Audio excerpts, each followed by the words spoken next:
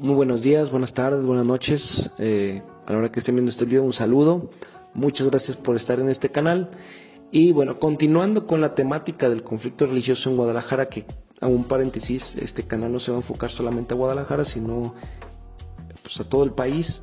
Y no solamente al tema de la guerra cristera o años anteriores o posteriores a la misma, sino al conflicto religioso o la relación iglesia-estado en México en general, ¿no? Básicamente desde que México se independiza hasta nuestros días. Cierro paréntesis. Bien, el día de hoy voy a hablar sobre el decreto 1913, un decreto que quizá no sea muy conocido, sobre todo porque tuvo repercusiones a nivel local, es decir, aquí en Guadalajara, bueno, en Jalisco, pero que su aplicación es el resultado de una política nacional que se origina con la promulgación de la Constitución en 1917.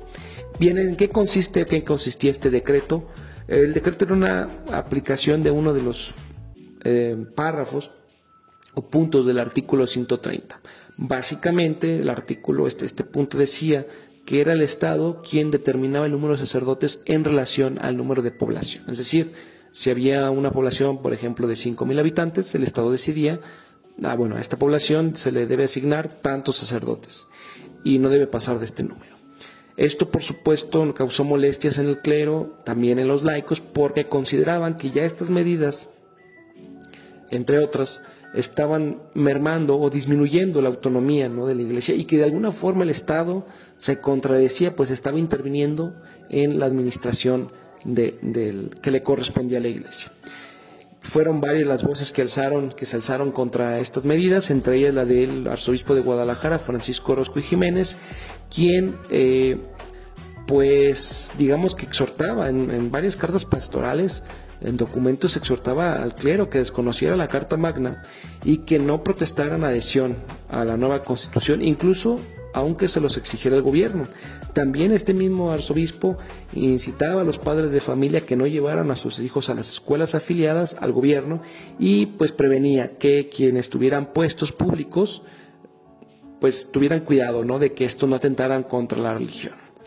Y bueno, para el 3 de julio de 1918 fue promulgado este decreto, el decreto 1913, que, como les decía, establecía que solamente habría un sacerdote por templo y por cada 5,000 habitantes. Entonces, ningún ministro en Guadalajara podía oficiar o tener un templo a su cargo sin la previa autorización del gobierno. Y el bando católico, la respuesta de los católicos no se hizo esperar. Recordemos que esos años eran años de mucha efervescencia política. Entre los católicos, muchas organizaciones, entre ellas la ACJM, la Asociación Católica de la Juventud Mexicana, comenzaron a movilizarse. 2 días después de que se aplica que se promulga este decreto, el 5 de julio, el arzobispo Orozco y Jiménez fue aprehendido por las autoridades en Lagos de Moreno.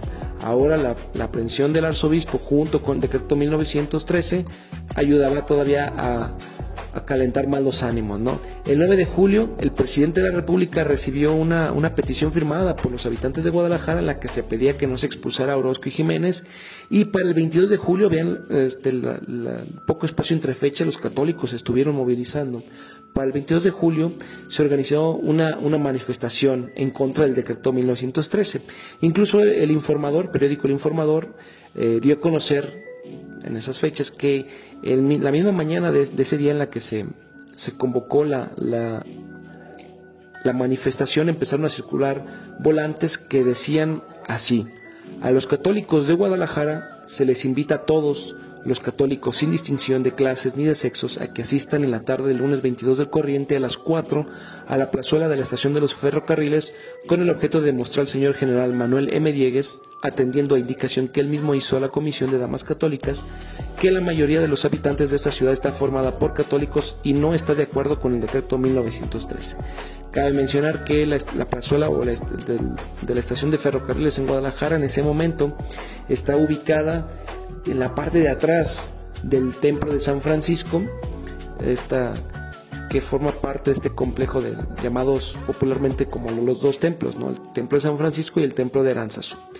Pues bien, esta manifestación fue un fracaso. El gobernador no se dirigió a los manifestantes en la plaza, ni siquiera personalmente a los líderes católicos como ya lo había acordado, y uno de los católicos, de los asistentes, se puso en hombros de sus compañeros y dijo El pueblo de Guadalajara se congrega ante usted para solicitar el favor de su propio para la derogación del decreto.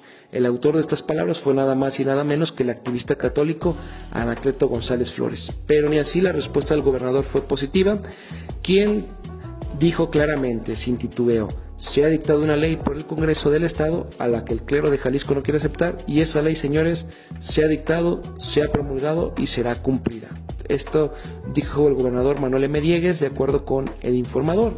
Y bueno, el diálogo entre las dos partes llegó a su fin cuando los manifestantes comenzaron a abuchear después de escuchar estas palabras, y el gobernador decidió disolver la manifestación optando por la gendarmería montada, lo que provocó un pequeño conato de bronca que entre los asistentes que no pasó a mayores.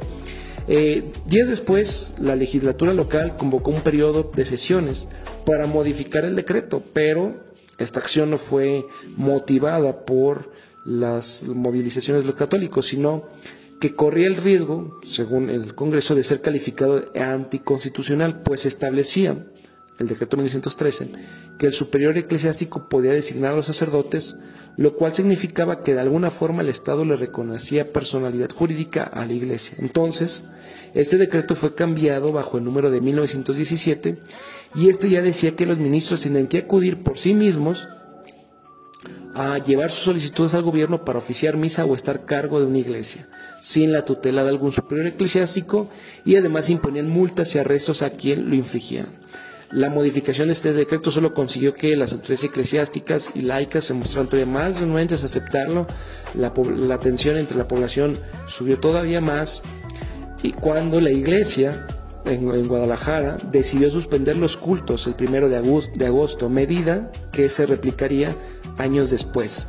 Así también las organizaciones católicas laicas pues hicieron varias cosas, ¿no? Entre ellas, de alguna manera simbólica, invitaron a todos los católicos de Guadalajara que pusieron un moño negro en las puertas a manera de luto, ¿no? Sobre todo por esta medida, porque no había culto. Y sobre todo una de las medidas más importantes fue el boicot, un boicot que buscaba consumir o reducir el consumo al mínimo, no diversiones, no paseos, no cine, no autobuses, no tranvías, nada. Sí, o sea, consumir lo mínimo. También el boicot se enfocaba a la prensa, sobre todo a los periódicos que consideraban impíos, como el Occidental y el Radical, que se vieron obligados a detener por lo menos en esas semanas su tiraje, ¿no? También los católicos tapatíos, en una actitud un poco ya más inquisitorial, diría yo, publicaron un documento que se llamó la Lista General de los Diputados y Masones, Defensores y Sostenedores del Decreto 1913, que, como lo dice su nombre, en este listado se pone el nombre de aquellos que, de acuerdo con los católicos, promulgaron y apoyaron el Decreto 1913. Se pone pues el nombre, se ponía también la profesión, oficio que ejercían, y si mal no recuerdo también se ponía pues el origen de estas personas. Cabe mencionar que muchas veces este listado, muchos de los nombres, pues no estaba realmente así comprobado a ciencia cierta que hayan apoyado el decreto 1913, pero aún, bueno, apareció el nombre ahí, lo cual por supuesto afectó, me imagino, su reputación. Y bueno, todas estas medidas que hicieron los católicos, que hicieron estragos en la economía de la ciudad, sí rindieron frutos para los católicos, pues en los primeros días de febrero de 1919, el Congreso comenzó a discutir la opción de derogar el decreto, ¿no? Así que el 2 de febrero el clero reanudó el culto en todo el estado, y 3 días después, el 5 de febrero, el Congreso ya le dio fin al asunto, derogando definitivamente el decreto. Irónicamente, en el segundo aniversario de la Constitución, los católicos festejaban un triunfo momentáneo sobre uno de los artículos, pero este sabor a victoria solamente duraría unos cuantos años.